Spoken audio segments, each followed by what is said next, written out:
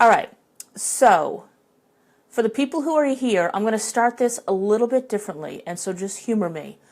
I'm going to ask you for 1 minute, and I'll set a timer. I lied, I'm using my phone. Melissa will set a timer. Yes.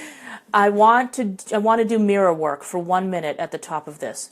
All that means is if you have a mirror handy, if you don't, use the front-facing camera on your phone. But it can be like a little compact mirror, like this is fine. It can be your phone.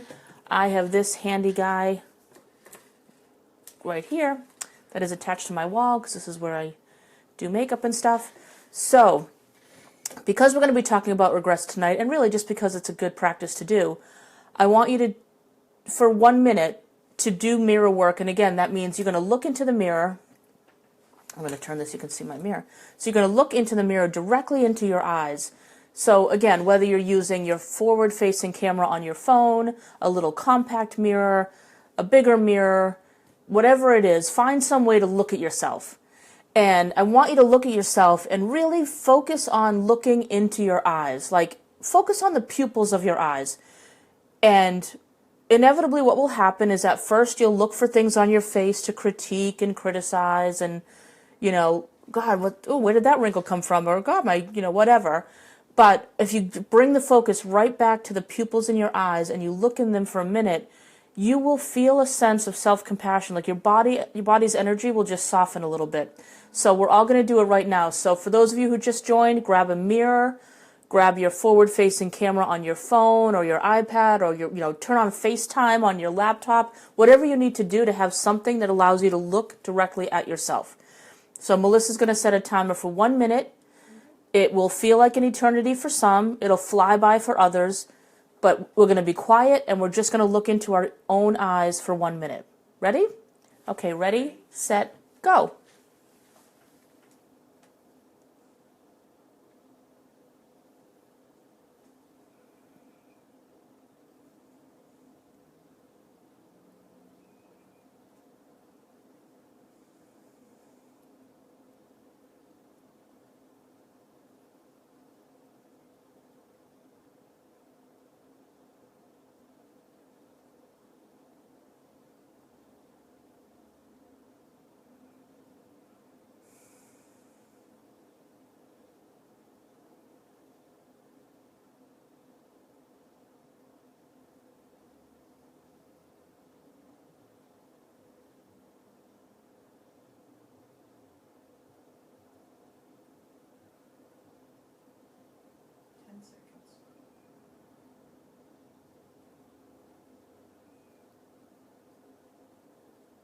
Five, four, three, two, one.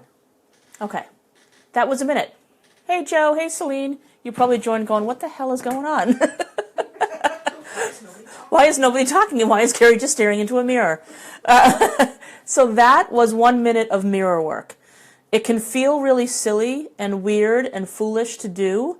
If you were to kick it up a notch, I'd be telling you to say really loving things to yourself while looking at yourself. That could be even weirder to do. Yeah, Celine's like, yep, what the hell's going on? Yeah.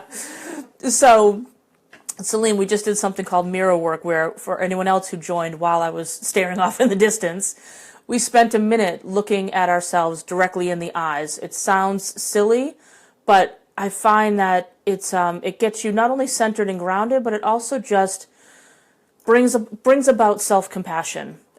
So I'd be curious for anyone who actually did it. Go ahead and throw in the comment section if it felt weird, if it felt good, if it felt intriguing or like ridiculous or however it was. Hey, Kathy, welcome.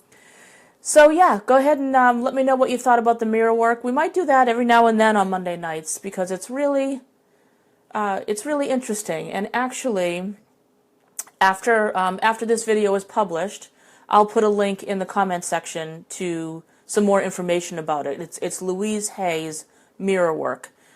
She has an ebook about it, but it really is that. It's all the way that you can like connect to yourself from a more loving place by spending that time looking at yourself. Hey, Sigrid, welcome. Yeah, so Sarah said it felt calming and compassionate. Yeah, this time for me, probably because I'm not only looking in a mirror, but I also know that you all are looking, that I'm on video. It took me a good 30 to 40 seconds to even focus on my eyes. Because I've got my iPhone here, I've got my laptop right here, so I've got many versions of me, and then I had the mirror, so like I could see out of the corner of my eye into the laptop that it was like, oh, my hair's sticking up in the back, or then I could see stuff on the phone. So it took me a good 40 seconds to get like in the zone of the mirror work, but yeah, so Sarah felt it calming, and it's really cool. Hey, Cindy. So yeah, I would encourage everyone to try that more. So now we're going to get into the regrets topic, which I just think this is going to be a good one. I mean, not that my other weeks aren't good, let's be honest. But this one is, yeah, that just reminded me. Thank you so much for the smiley faces and the stuff. Many versions of me. So true. Yeah, I just had a physical representation of the many versions of me, right, Kathy? So please go ahead and share this video. Would love to have your friends come on and join the conversation. You can subscribe to my live posts, so anytime I go live, you'll be notified. As you're watching this, somewhere on your screen, it should show an option to subscribe. My website is no, it's not. That's my email. CarrieRichardson.com is where you can sign up for my weekly newsletter. That comes out on Thursdays.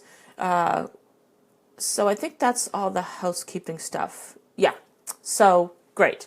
So I'm going to talk a little bit about regrets here. Thanks for the thumbs up and the hearts. Really appreciate it. So I stumbled across this article, which I'm going to get to. Here it is. Yeah. Stumbled across this article online. Someone shared it on Facebook, I bet, or something like that. And it's titled, "Those Top 37 Things You'll Regret When You're Old." So I'm not going to go through all 37. Don't worry about that. I'm going to highlight probably about 5, though, that I think really stuck out for me. And then after the video is done, when I post it, I'll post the link right to this article. And let me just qualify that to say, when it says top 37 things you'll regret when you're old, I define old as 30 years older than whatever your age is today. So whatever it is, that's what old means. So 30 years from now. So 30 years from now, these are some of the things that you might regret. And it's really, really interesting to think about these things. So I'm going to highlight some of them. I'm going to vamp a little bit on the ones that I highlighted, expand a little bit on it, and then, you all can feel free to share. Like, yeah, you like that, Celine? 30 years older than what you are now is what's considered old. So as I go through these, and if anything resonates with you, like, just throw a comment in the chat box there. I'm looking at those as I do this. Give me a thumbs up or a heart, like anything that resonates with you. Let me know that I still got you with me. So the number one thing that's on this list is not traveling when you had the chance. I think you'd be hard-pressed to find someone who wouldn't agree with that. I have done very minimal traveling. Sigrid, then I will be 102. Perfect. That's 102 years old, Sigrid, is what's old for you. So as we talk about these things, these possible regrets, think about, like, which of these would I really wish that I did more of or could do more of? And the idea of old being 30 years from now means that it's never too late. That's the mindset I want you to think about. It's never too late. If anything on this list really jives with you and you think, shit, I wish I did more of that, there's still time. So not traveling when you had the chance. Travel is such a powerful experience. And again, I've done just a little bit of traveling. I mean, I've left the country. I've been to Europe. I've been to Mexico. Been to Canada. That's about it for international travel, unless I'm forgetting something. And I've seen some of the States, of course, but it's such a different experience. Like when I went to Italy and stayed with people who live there and learned about the country. It really makes your world so much bigger and broadens your horizons and your thinking. So it doesn't have to be a huge trip to Italy, let's say, but like just think about, is there some place new in your neighborhood, in your state, or in your region of your country that you could explore that maybe you haven't before? Even that can open up your world. You don't have to do this extraordinary, extravagant trip, though that helps, but you can explore locally as well. So Kathy says, yes, picking up my passport on Wednesday. Awesome. Going to Maine in April. I've only been to Canada where I live and the U.S. Awesome, Kathy. Love it. So you're going to Maine in April. I love Maine so much. It's so beautiful there. If you've never been, you'll love it. Yeah, it just really broadens your horizons. And like, so I feel if you can find new places to explore, it's almost like when you step out of your comfort zone gets bigger. If you travel out of your comfort zone gets bigger. Hey, Christina, welcome. So think about like, where can you travel to that is someplace you haven't been before? A really cool way, and some of you have heard me talk about this before, but a cool way to explore new areas right in your own backyard is something called geocaching. So geocaching is like a treasure hunt, and there really are little boxes hidden all around. They're in every country, not every country, on every continent, but all over the world. When Melissa and I were in Italy, we went geocaching. So you can get an app for your phone. You can sign up for a free account. You can even get a free app. Yeah, Leah Marie's gone geocaching. She loves it. It's a way that you can, like, through GPS, it'll see where you're located, and it'll tell you where there are geocaches nearby. And when Melissa and I first started geocaching, we found places that were literally like a mile or two from our house, these beautiful green spaces that we had never even noticed. We just drove by, you know, when you're just driving, you're not really paying attention. We just blew past it and not even thought about it. And then we went in there to explore it, and we were like, oh my God, this place is so cool. Celine, it's such a good thing for kids, because really, I mean, it's probably more for kids than adults, but it's so fun for adults. I say that only because the things that you'll find in the boxes, like they're Tupperware boxes, or they might be like ammo boxes, like metal ammo boxes. The things that are inside are all like trinkets for kids mostly. There might be pencils or stamps or keychains. Hey, Jack. Might be keychains or pencils. There could be stickers, little toys, like all sorts of things. So the idea is, if you're going to take anything from the geocache, you want to leave something. So take something, leave something. So if you're going to go with your kids, Celine, just bring like any little, you know, soldier or any little toy that can easily fit into a box. Now, some of the geocaches are tiny. They're called micros, and all that can fit in there is the log. That's the other cool thing, is in each geocache is a log that you get to sign with a date to say, hey, I was here and I found it, and you get to log it through the website. So it's such a cool way to discover new places right in your own backyard. So you don't have to travel internationally to get that experience, although traveling internationally I highly recommend, because that's a whole different level of expansion. But you can find such cool places and it doesn't matter if you live in the city, in the country, it doesn't matter. They're in downtown or urban areas, they're in really rural areas. You'll find them everywhere. So go to geocaching.com. Maybe Melissa can put that in the comments section. You can sign up for a free account there. And even you can start there, like plug in your address and see where there are geocaches around you. Awesome to do with kids. Awesome to do without kids. Melissa and I go all the time, just the two of us. I've brought some nieces and nephews, and they're just like, they're amazed. It like opens up their world, and we only went 5 minutes from their home. So that's a really cool way. So one of the regrets that are listed here is not traveling when you had the chance. Think about, how can you incorporate more travel into your world if that's something you want to do? And again, it doesn't have to be a big trip. Usually what people will say to me, the first thing is, oh, I wish I could afford to, but I can't, or I can't take the time off work. It's like, okay, so then on the weekends, just go locally. You know, go to the next state. I mean, it's easy for me to say in New England, right? All the states are like this, and I can get to them quickly. But there are ways that you can explore new territories, and it will open up your world in a way that it never could before. So that's something that I have a partial regret on, because I look at that and I'm like, man, I wish I traveled more in my 20s.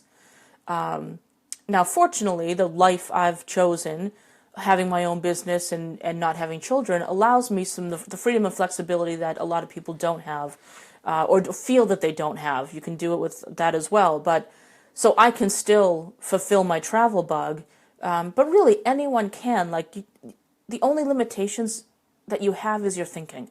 So really think about, what is that thing I want to do that my first reaction is, yeah, I wish that was possible. There's just no way you can do that. I would challenge you I would encourage you to challenge that. That's it. Not challenge you to challenge that, although that works too. Anyway, so that was one of the regrets. Another one on here, not learning another language. So that's a second regret that's listed on here. And it says you'll kick yourself when you realize you took 3 years of language in high school and you remember none of it. So I took Spanish in high school. I remember some of it. I probably couldn't hold a conversation. I can make out words here and there. But yeah, that's something that's like, I'd like to learn. I'd like to brush back up on my Spanish. And I just think it's kind of cool to know another language. And so another great resource, if Melissa could put this in the comments, is there's an app called Duolingo. And it's Duo Lingo, Lingo. It's a free app, again, and you can learn so many different languages through this app. And it's really fun and graphic and interactive. I'm a real visual learner, so it totally works for me. So if you want to learn another language, or just even just practice another language, for shits and giggles. Why not? Duolingo is the app. Thanks, Melissa. Really cool to do. There's also podcasts, to learn languages. Before Melissa and I went to Italy, we would drive around, doing errands and stuff, and we would play a podcast, learn Italian podcast. So that was kind of cool to learn some Italian as well. So learning another language. If these are, I'm really curious to know if any of these regrets, if you can resonate with. So just, if I read one that you're like, yeah, I want to do more of that, just say me too in the comments section. I'll know that you're feeling the same. So learning another language. So that was one. Melissa, travel. Leah Marie will love this one. This is a regret you'll have when you're older. Foregoing sunscreen. You will absolutely regret that. Leah Marie wants to travel more, yeah. Foregoing sunscreen is something you will regret when you're older. When I was, middle school, high school, so I think even then sunscreen wasn't really a thing. So we would just go get a sunburn and, not think about it. But now a lot of people my age are developing skin issues from sun damage. But so I know it's a pain in the ass to put on. I know it can be annoying. But man, do it. No matter what your age is, don't forego the sunscreen. Yes, Leah Marie is a medical assistant in a dermatologist's office, so I knew that she would totally resonate with that. So failing to make physical fitness a priority. So no matter what your age is, we all know, I certainly know now being in my 40s, boy, your body does not bounce back. Amy agrees. She had skin cancer. See? So it's like, I bet you never forego the sunscreen, Amy, right?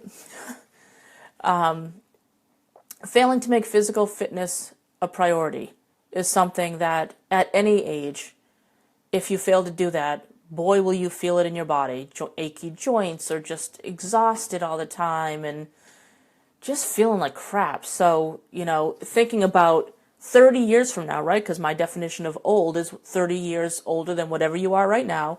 So 30 years from now, or even 1 year from now, you're going to look back and go, man, I wish I moved my body more and I wouldn't be so achy and feel so yucky.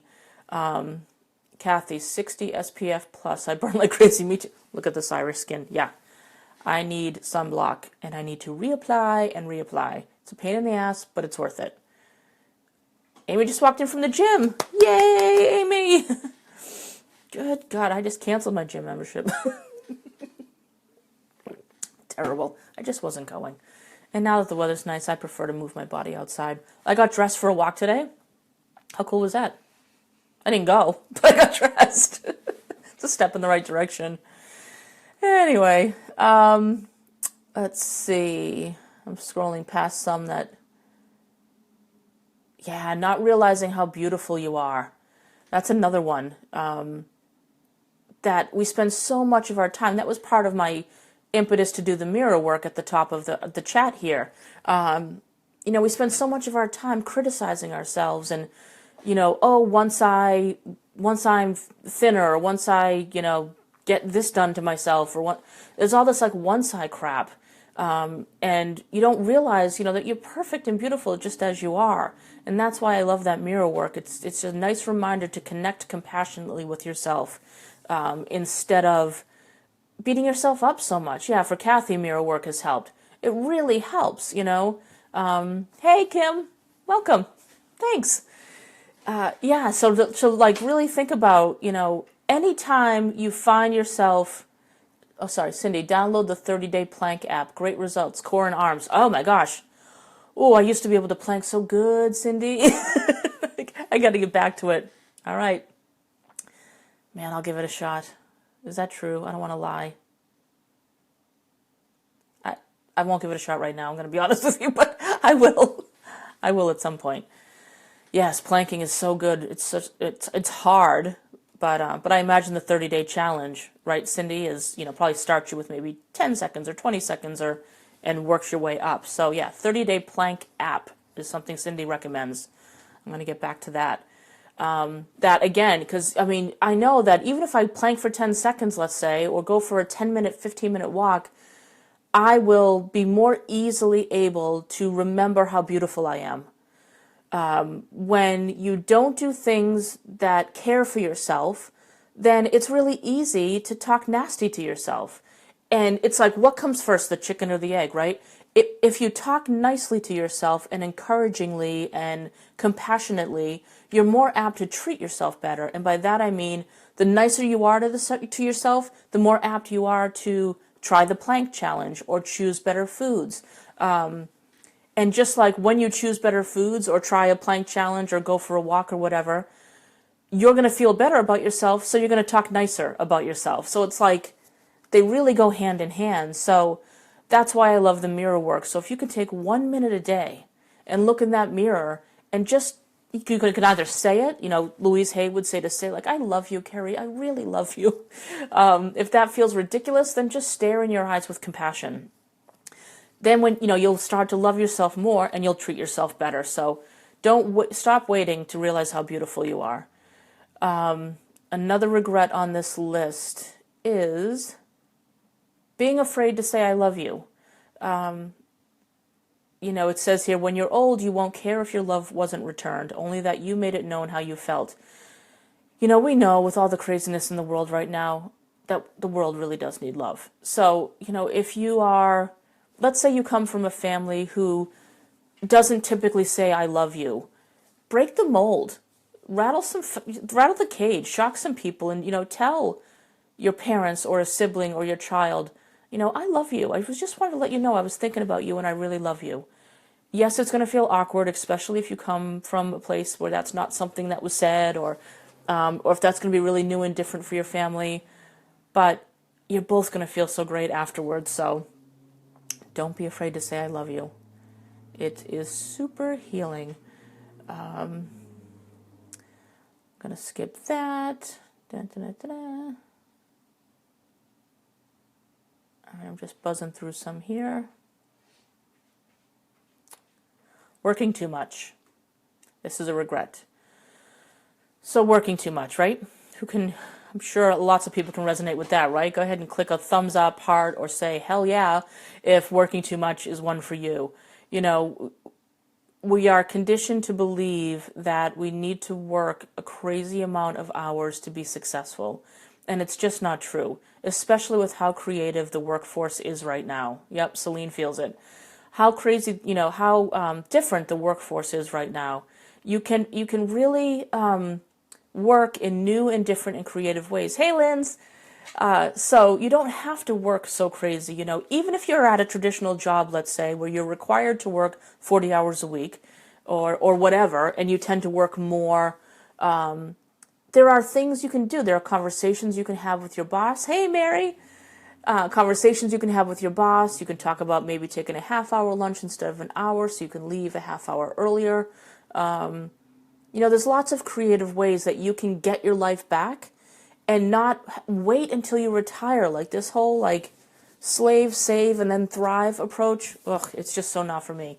And it doesn't have to be for you either. Even if you have a family to support and a mortgage to pay or any of that stuff, don't let those things convince you that you don't have a say in the matter, because you do.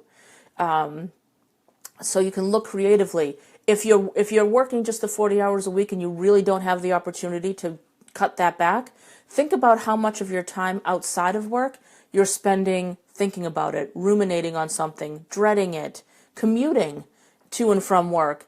Add all those in to the hours you work a week, and let's see how many hours you're really working a week, because I guarantee you it ain't 40.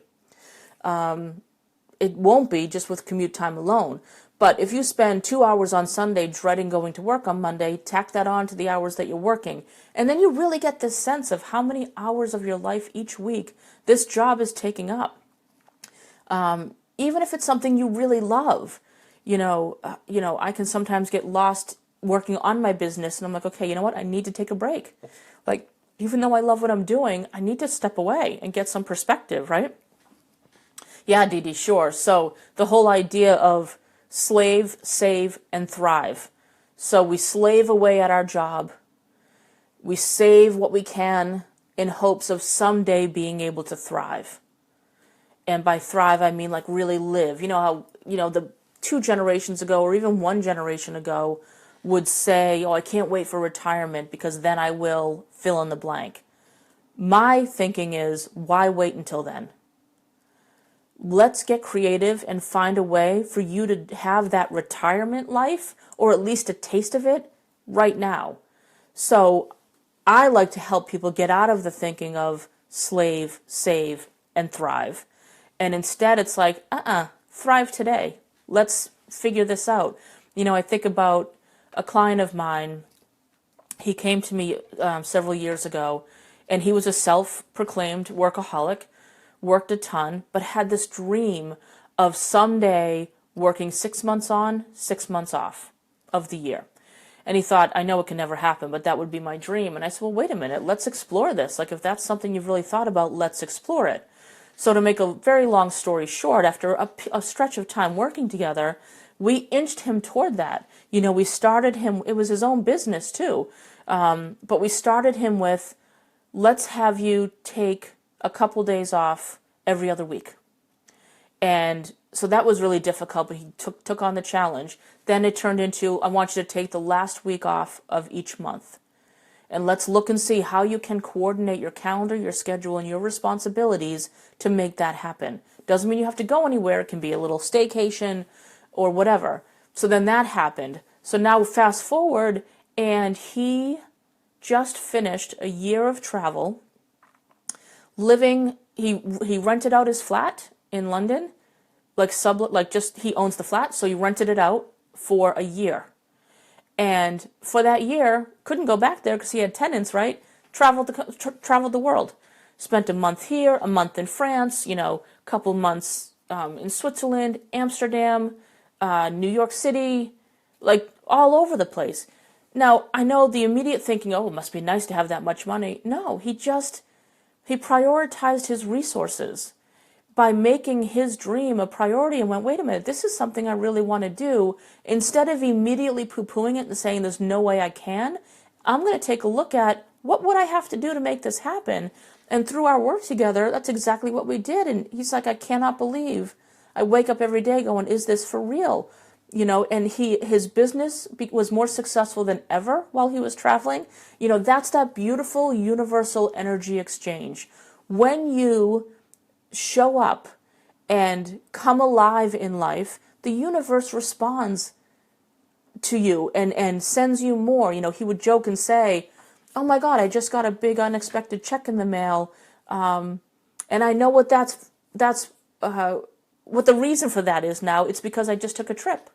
So he got that there was this exchange of energy, that he showed up to his work, he served his audience, but he also challenged his limited thinking that told him he can't live this lifestyle. And it's like the universe, when he would get those surprise checks or whatever sign he would get, the universe would go, excuse me, yes, you can.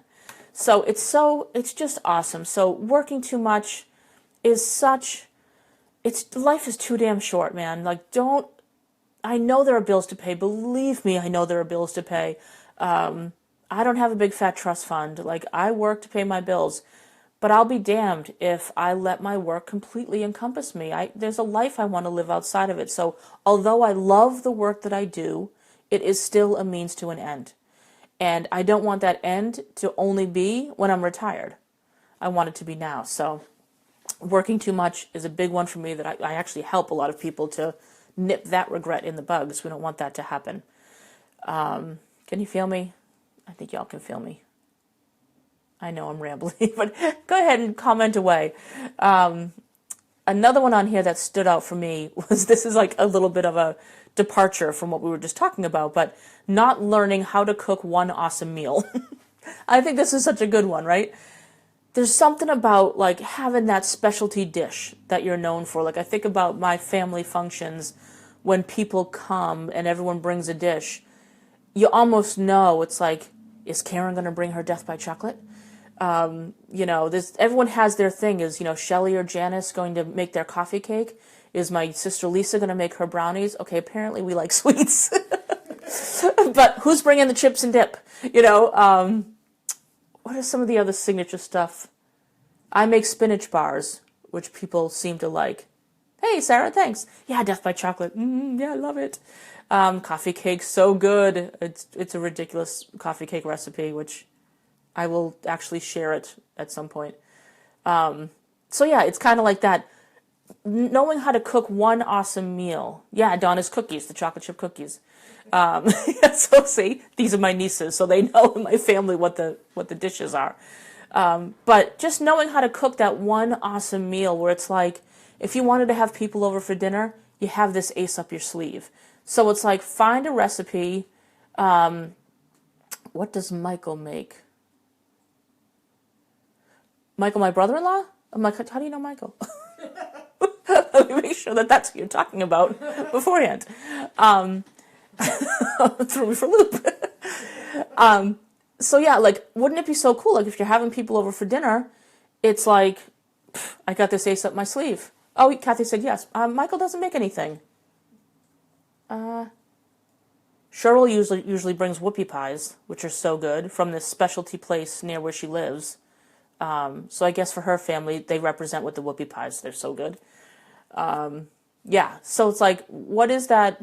He does bring conversation. Yes, that's right. Like, what is that specialty dish that you make? If you all have specialty dishes, I would love to hear what they are. You don't have to put the whole recipe in. Like, just list what it is. Like, what is your signature dish? Or what is something that when you're going to a potluck or you're having people over, there's a chance you're going to make that. I'm trying to think what else I make. What else do I make, Melissa? I don't know what would be like a signature dish of mine other than the spinach bars. Yeah. I don't know. Kathy brings a fruit tray from the grocery store. I love it. Yes, Kathy. I love it. Did I miss some? Oh, smoked pulled pork. Oh, sounds good. Oh, so good.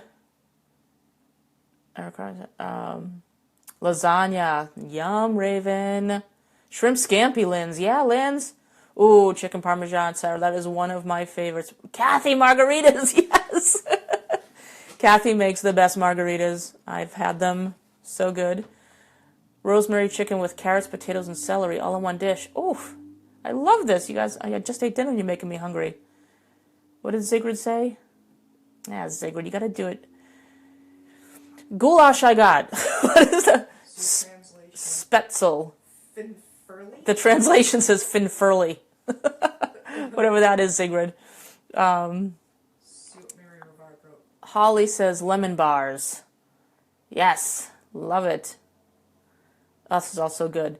Mary, most hairdressers don't get benefits. I require my staff to take a week off every year paid. A rested employee is a happy employee. Yes, yes, yes, Mary. Good for you. Oh my God, what a joy you must be to work for. Like, that's just it. Rested employees are happy employees. Like, that's going to up their commitment to you and your salon. So I love that. So see, so everyone has like a signature dish. I love this. So yeah, so you guys don't have that regret of, learning how to cook one awesome meal. Now, Kathy, you make more than margaritas because I understand that you're an incredible cook. So let's hear something other than margaritas, although I'll take those any day. Let's see what another regret here is. Not stopping enough to appreciate the moment. Definitely want to talk about this one. We are just on autopilot all the time where we just zip through life.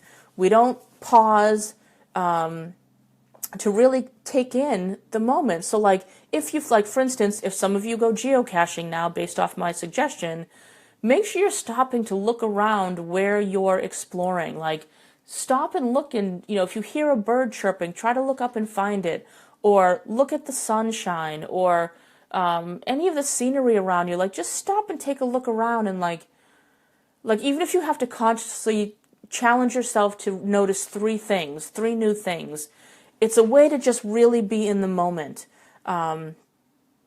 We just fly by so much that, again, it's that whole, let me just get through my work week and then I'll enjoy my weekend. Or let me just get through my work years and then I'll enjoy retirement. Like, that's no way to live, right? It's like there are gems every single day. So one thing that just popped into my mind, so something, being in the moment today, I ran to the grocery store before dinner to pick up some items. And the woman who was checking me out, the cashier, was speaking to an elderly gentleman who must be a regular customer. He had gone before me, but he was hanging out at the baggage area, and she was just having a lovely conversation with him. She was still checking out my items, and so I wasn't being neglected. But it was just so nice. You could see that he really appreciated the conversation, and she was happy to have it with him. And so I sat there, and I thought, this is a moment right here. Like, this guy is really feeling like important and seen and heard because she's listening to him. It wasn't anything earth-shattering that he was saying, but it was just, they were just having a really nice conversation. So like that right there is a moment that if I was too busy on my phone or in my head or worrying about like, oh, come on, hurry up and, ring up my groceries, it just would have been like crappy to miss that moment. So there are moments every single day, and that's why I've mentioned before on these that I have my little jar here, my happy moments jar. So every day, for those of you who don't know, let me see what this is. So every day I have one of these daily calendars. So I rip off that day and I write on the back of it what the happy moment was from that day. So that little exchange at the grocery store will probably be mine for today. And then I fold that up. I put it in this little box here. And then on New Year's Eve, I go back through it and I get to read happy moments from the year. And I get to relive all those special moments that I would have missed if I was just not present. So I find that asking yourself to recognize three things that are new, even if I sit at this desk every day, right? But I'll still look around and go, oh, I never noticed that. Like, even if it's like, I never noticed that crack in the wall, or I never noticed whatever. It's just a beautiful way to get present. So yeah, I love the calendar idea, and me too, Celine. So write down the happy moment, stick it in there. It's awesome. So yeah, so stop and appreciate the moment as much as you can. I know life is busy. I know it is, but there are gems to be appreciated every single day. Did I miss Sigrid? Oh, it's a type of German noodles. Got it, Sigrid. Thank you. Let's see. Never mastering one awesome party trick. So this is kind of like not learning how to cook that one awesome meal. So never mastering one awesome party trick. So you all must have a party trick. Like who here has a party trick? If Cindy Kosh is still on this video, Lord knows she probably has plenty of party tricks, and I'd like to hear some. Cindy, were you the one that could hypnotize lobsters? Yep. Yes! See, it sounds ridiculous, right? I don't know if she's still on, but we were away on a girls' getaway. I think we were in Newport, Rhode Island, and Cindy was talking about how she can how she can hypnotize lobsters. We were like, what are you talking about? Like, we thought it was like like a real trick, like a there's no way you can. And I don't know, she starts like petting the lobster's back or something, or doing something to it, and the thing really does get like totally hypnotized.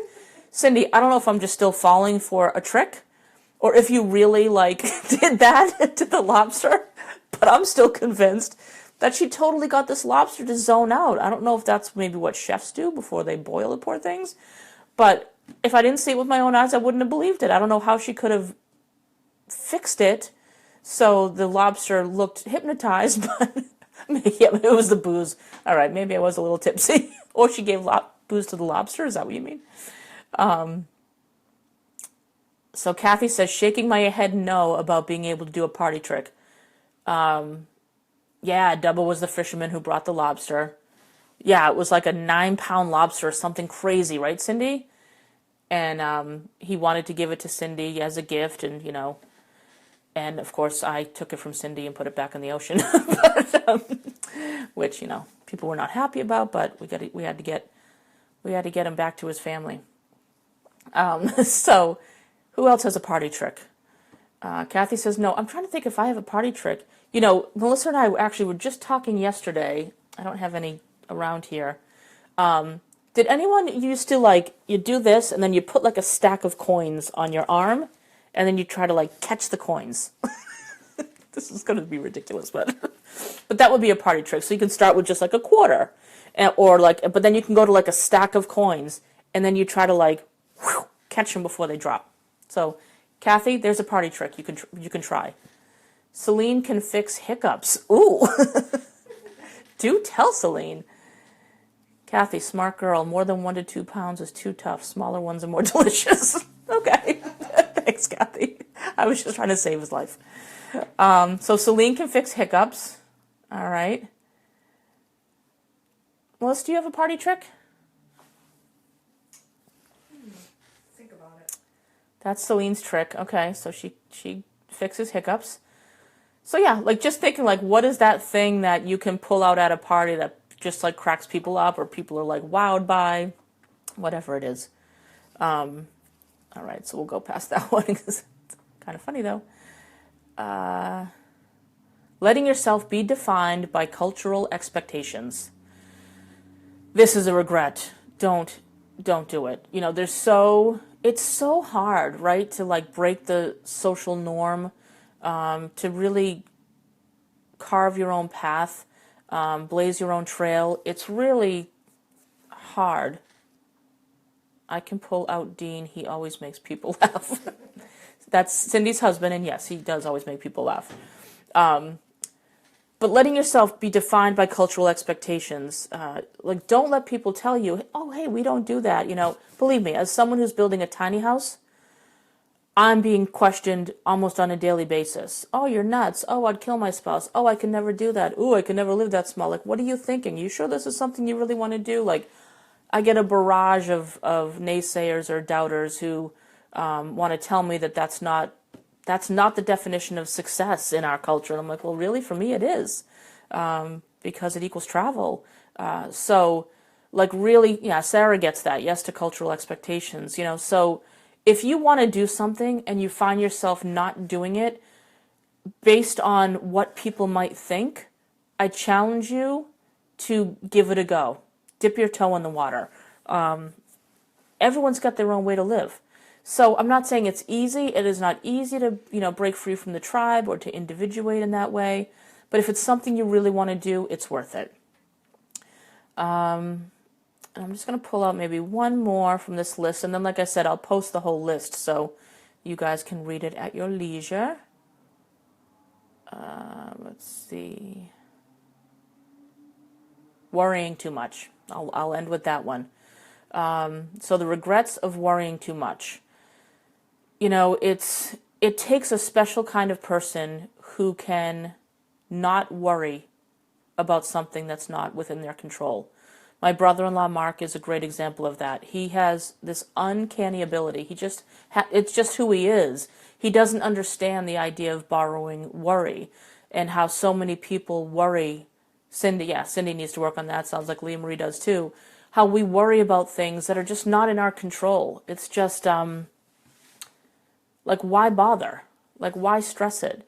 You know, Melissa and I went Saturday night to see Cirque du Soleil with her family for her dad's birthday, and we both, me more than her, but we both found ourselves like worrying about like where people are going to sit because we were in different sections and wanting to make sure like, you know, the birthday boy had a good seat or whatever, or like, you know, are they going to find, you know, are they going to find the restaurant for dinner afterwards? And you know, I would start to express some of this, and Melissa's like, listen, I gave them the name and the address. They're grown-ups, they'll find it. And I'm like, yeah, why am I worrying about this? Like, it's totally fine. So it sounds like Mike and Dean, so Leah Marie's husband Mike, Cindy's husband Dean, are similar to Mark. It's amazing, right? People who can just be like, well, why even worry about that? Even if it's something like, if you're worried about something about your health, and you're like waiting to hear from the doctor, my brother-in-law will be like, well, you can't do anything till you hear from the doctor, so why even worry about it? Man, what a gift, right? Like, I wish. But it is good to, like, take stock and ask yourself, like, is this really worth worrying about? Is my worrying serving me? You know, is my worrying productive? And so how I distinguish the two is, if my worrying, if there's an action I can take to help alleviate my worry, then my worry is productive. If there's nothing I can do about it, then that's when I try to get myself in check and go, wait a minute, there's absolutely nothing I can do here, so why worry? Yeah, see, worry is a trigger for lots of us, right? Mary, I worry about everything, everyone. I worry about the future, things that aren't even happening or that affect me, my worst quality. Leah Marie, too much bad energy worrying. Zigrid, not easy to turn off the worries. How do you do it? It's true. Lindsay's boyfriend calms her as well. He's that way too, calms her down, is relaxed about everything. You know, it's not easy to turn off the worries. And I don't think it's so much turning it off as it is evaluating it, like I just mentioned. Like, is my worrying productive or is it not productive? Can I do something about this worry? Is my worrying signaling me to a step I can take to help make things better? Or is it needless worry? You know, Mary, your comment makes me think about, you know, worrying about everything, everyone. You know, I've been called a control freak. You know, those of us who are control freaks, I believe, I can speak for myself, it really comes from a place of discomfort and fear. That if we don't know how everything's going to go, how everything's going to play out. Sorry, that's my cat's tail. Hi, Kiva. You're not worried about interrupting my video, are you? Hello. Okay, get out of here. Scoot. She's going to stay here because she's a little jealous that I'm on talking to other people. Hi, sweetie. Here. You can say a hello, and then you got to go. This is Kiva. Kiva the diva, I call her. Because she really is. Or pesty poopers is what I also call her. Cindy plans her spontaneity. Yeah. So, you know, it's like, I think it's that whole, we fear the unknown, right? So we try to control everything. We try to plan everything, coordinate everything, organize everything, because what if it doesn't go just as planned and then I'm uncomfortable? So again, you've heard me say this before, there is no such thing as the fear of the unknown. You cannot fear what you don't know. The real fear is the fear that you can't handle the unknown. That's the true fear. So if you work on that, and Zigrid, this is how you kind of turn off the worrying. If you examine what you're worried about, and you visit, let's say, worst case scenario, and you come up with an action you would take should that worst case scenario manifest, you will find that you'll worry less. Because you will have tested the waters of worst case scenario, you will have reminded yourself that you have what it takes to handle the unknown. Because again, there's no such thing as fear of the unknown. You cannot fear something you don't know. All you can fear is that you won't be able to handle it. So, hey, Catherine, Mary, your sister's here. All you're doing is fearing that you can't handle the unknown. So when we remind ourselves that we have what it takes, we're resourceful enough, we're smart enough, doggone it, people like me, we can handle the unknown, you won't worry so much about how things are going to play out. Mary says, my biggest thing is I get in my own head and make a mountain out of a molehill. Yeah. So think about what is the payout, Mary, to making that mountain out of that molehill. Like, think about what is the benefit of doing that for yourself. I think it's also like, that kind of expect the worst, hope for the best thing. Hey, Julie. I didn't realize the time zone this was in. Oh, yes. Hey, Julie. Yes, we're going to be wrapping up shortly, but the recording will be there for you to watch. Cindy, we only grow when we step out of our comfort zone. Absolutely. I say that all the time, Cindy. Your comfort zone is every time you step out of your comfort zone grows. So, Mary, these things that you're making mountains out of molehills, what is that worrying about? What is that need to control? And that sounds judgmental, but that's not what I mean. Like, we have this control as a way that we alleviate our own anxiety and fear. I know that's where my fear of flying comes from, because I'm not in control. I have some stranger in the front of this tube who's got my life in his or her hands. But if I go, you know what, I surrender control. I've chosen to get on this plane, or whatever the situation is in your particular life. Like, really think about, like, what is so scary about not being in control of that mountain that you've created out of that molehill. So really looking at how are you benefiting from worrying excessively? Automatically, your answer is going to be, I'm not, but I'm telling you that you are. Otherwise, you wouldn't do it. Oh, it's control. I'm the middle child. I need to control and protect everything. Okay, yeah. So you're probably the peacemaker. Yeah. So there's a whole dynamic of the middle child, right? Like, trying to keep the peace between the oldest and the youngest, or mom and dad, or family dynamics. Like, there's that. It's like you are the kind of the ball in the middle of the seesaw, right? So, but it's not your responsibility. Like, it is such a relief to sit back and go, you know what? I'm actually going to let her take care of herself. And I'm going to trust that that's going to work out just fine. Because my guess is, Mary, you're worrying about things you're probably not even involved in. Yep, until I'm done, and then I'm done. Yeah, right? So you'll do it, and then you'll reach your breaking point. And if you're like me, that's when you can turn into a real bitch. So I'm not saying that you do, but that's what I do. If it's like, yep, I'll give, and then I'll reach my breaking point, and I'll be really short and snappy and bitchy. It is no one's fault but my own, because chances are the people in my life I've been overgiving to have no idea how to the end of the rope I'm getting.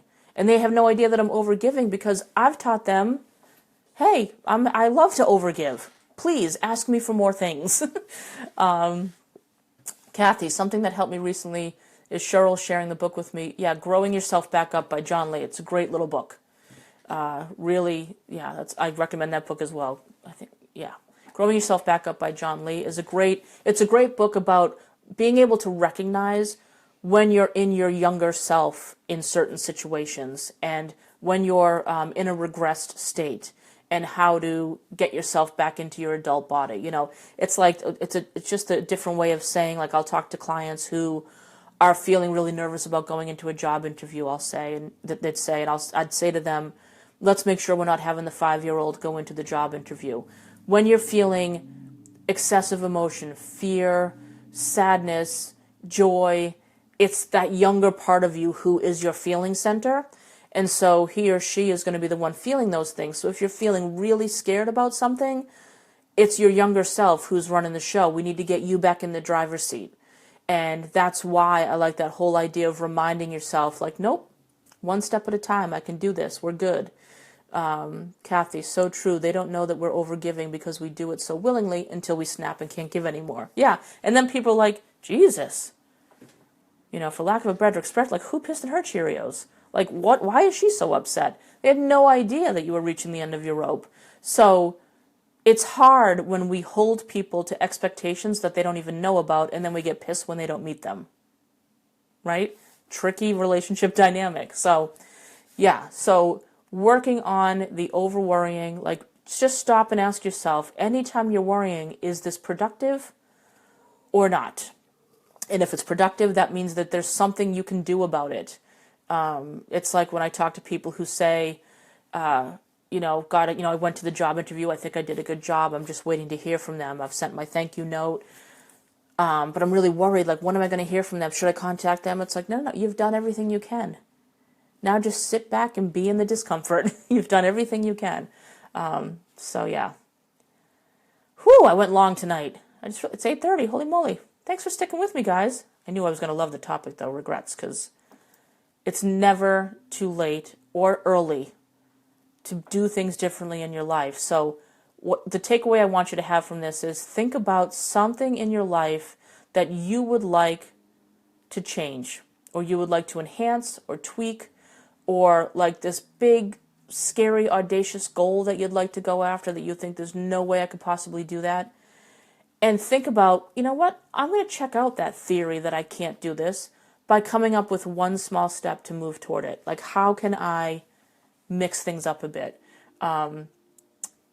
There is, it's on my phone, so I can't read it. It's a quote that I'll post, but it's about, don't worry about what the world needs. Worry about coming alive, because what the world needs is for you to come alive. So I'm paraphrasing, but that's the essence of it. So find a way that you want to come more alive. How can you come more alive, and show that up to the world? Travel, even if it's geocaching outside of your neighborhood, saying I love you to people, etc. So, like I said, I'll post the link to this full list with the video when I publish it, and you can check it out. Check out the rest of them for yourself. So, Kathy, professional paid public speaking and being trained as a professional life coach. Yeah. So that's what you want to do. Great. So what is one step, Kathy, you can take toward exploring that goal? Really, it sounds cliche, but find something every day that scares you a little bit. The more you scare yourself, the bigger your comfort zone becomes. And then, you know what? You're so much more willing to take risks, and that's when the universe just pours opportunities your way. So thanks, Cindy, so much for joining. I'm glad you enjoyed it. All right, guys. So you're welcome, Mary. So if you have any ideas for topics, you can email me, Carrie@carrierichardson.com. If there's something you'd like to talk about, we can certainly cover. I do these every Monday night, same time, same place. If you missed any of the past weeks, you can just go to facebook.com/carriecoach, and you can see all the past week videos under videos. So if you're watching this replay, please feel free to share this. Comment. I'll come back and check the comments to make sure I've got everyone. But thanks, everybody, so much for engaging, for talking. Yeah, if it doesn't scare you, it's not worth it. Kathy, research which schools I want. Ford Institute and Coach U. Now figure out how to pay and trust it'll all come together. Good job, Kathy. Love that. Look at your just intuitively I got a hit. Look at your expenses. I bet you there's places that you can shave down, and your savings put in an account for your coach training. There you go. All right, guys, thank you so much. I'll see you back here next week, same time. Have a great week, everybody. Bye.